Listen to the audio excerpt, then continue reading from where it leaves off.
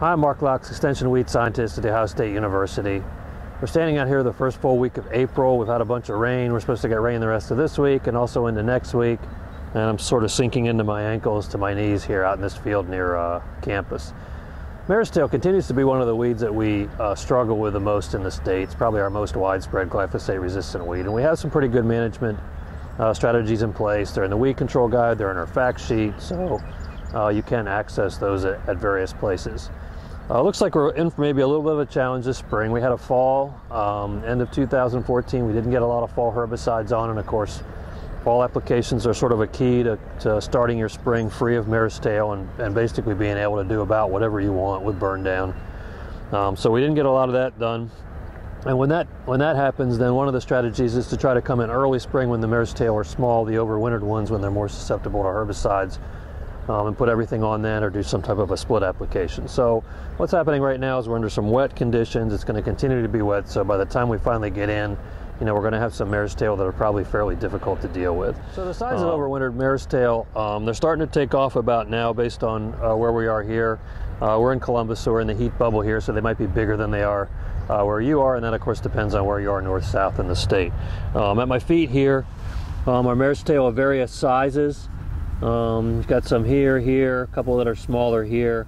And what we know about Marestail in the spring, or Marestail in general, is that something like a glyphosate with a pint of 2,4-D is good on those that are just very small. Once they get to sort of a large rosette and get some size to them, we start to see more variability in control of that. So our concern right now is that by the time we can get in fields, that standard application of glyphosate 2,4-D plus a residual is going to start to have some problems with variability in Marestail control.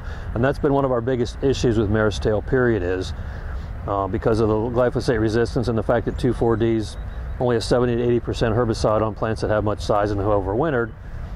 If you wait till later in spring, closer to planting, we started to see more variability in that application, period. So I'll give you some recommendations to try to help you through some of that. If you have done something in the fall, if you had a chance to do that, when you can finally get in, you'll probably still see just some new, very small Marestail coming up, and any type of program that you work there that use there that has like 2,4-D or Sharpen or whatever is probably going to work. As we go through April, depending on how many you have and how big they are, you have a couple different strategies you can try to use. So one of those is to stay with like a glyphosate 2,4-D residual and bump the 2,4-D rate, right? So instead of using a pint or a half pound, you can bump to a pound within 15 days of planting for certain 2,4-D products. You can add some metribuzin, which will certainly help control emerged Marestail and also give you some added residual. You can swap your burn down up. You can use Gramoxone or Liberty instead of glyphosate, but what we generally find is if you haven't done a fall application, you sort of have a lot of different no-till weeds as you see here. This is a typical sort of no-till field. It's got henbit and whitlow grass and mustards and a lot of things, and the glyphosate 2,4-D program tends to handle those a little bit better. So, our main concern is as we move later and these get bigger, the glyphosate 2,4-D is not going to work as well.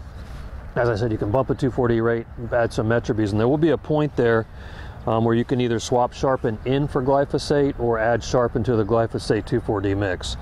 The caution there is that once we have Marestail that are fairly big and old, even glyphosate Sharpen has some variability in it, and probably the three-way of glyphosate 2,4-D Sharpen is more effective, or can be more effective in certain fields. Adding metribuzin to anything that contains Sharpen works really well, again, because those two products are contact products on Marestail and they work pretty well together. So our major recommendation would be as we head into late April, if you've experienced that variability in glyphosate 2,4-D, you're likely to see that again, so you need to modify your burn down, maybe add some Sharpen to that. That does sort of put a hitch in your residual plan. So we use a lot of Authority and Valor products in the state, and we still have that restriction where you can actually apply Sharpen with those products, but it has to be 14 days ahead of planting, and you can only use a maximum of an ounce of Sharpen.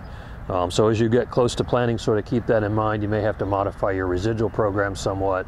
For example, if you're planning to use Valor XLT or an Authority product, you could switch to like a Canopy DF plus some additional metribuzin, Matador plus some additional metribuzin. You've got some other options there that you may have to swap in as you get closer to planting.